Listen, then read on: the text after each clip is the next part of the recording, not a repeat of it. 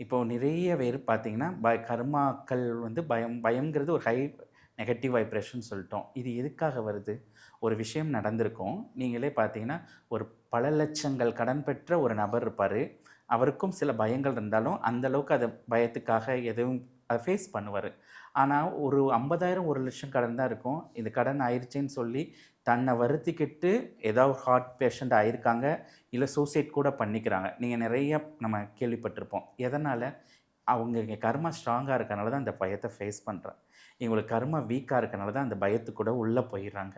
அப்போ இந்த பயம்ங்கிறது எல்லார் லைஃப்லயும் வருது. அத ஃபேஸ் பண்ணக்கூடிய குவாலிட்டிய தீர்மானிக்கிறது கர்மா. அப்போ அந்த கர்மாங்கிறது ஒண்ணு ஸ்ட்ராங்கா அங்க வேலை செய்யுது. Super sir. இப்போ இந்த கர்மாங்கிறது கூட ஸ்ட்ராங்கா இங்க வேலை செய்யுதுன்னு சொல்ட்டீங்க. இதே போல இந்த பயத்துக்கும் நம்மளுடைய நெகட்டிவ் தாட்ஸ்க்கும் ஏதாவது கனெக்ஷன் இருக்கா? நெகட்டிவ் தாட்ஸ் ஒரு வேள பயமா வந்து நம்மள பயமுறுத்துதா? பயம் தான் நெகட்டிவ் தாட்டாவே கன்வெர்ட் ஆகுது. நீங்க உள்ள பயப்படுறனால தான் நெகட்டிவாவே உணர ஆரம்பிக்கிறீங்க. ஸோ பயம்ங்கிறது அதான் தாய். இப்போ உதாரணத்துக்கு உங்களுக்கு நெகட்டிவா ஒரு தாட் வருதுன்னா, கோபம் வருதுன்னு வச்சுக்கோங்களேன். ஒரு மனிதர் மேல வச்சுக்கிருவோம். உங்களுடைய ஒரு பாஸ் மேலயோ, நீங்க வேலை பார்க்குற ஒரு நபர்கள்ல, உங்களுடைய அதிகாரி மேல ஏதோ ஒரு கோபம் வருது. ஆனா அது கோபம் கிடையாது. உள்ள கண் பண்ணீங்கன்னா, நீங்க வேலை ஒழுங்கா செய்யலைன்னா, உங்க வேலைய விட்டு தூக்கிருவாங்களோ ஒரு பயம் தான். அந்த பயம் நெகட்டிவ் தாட்டா போயி, உங்க கோபம்ங்கிற எமோஷன வெளிப்படுத்துது.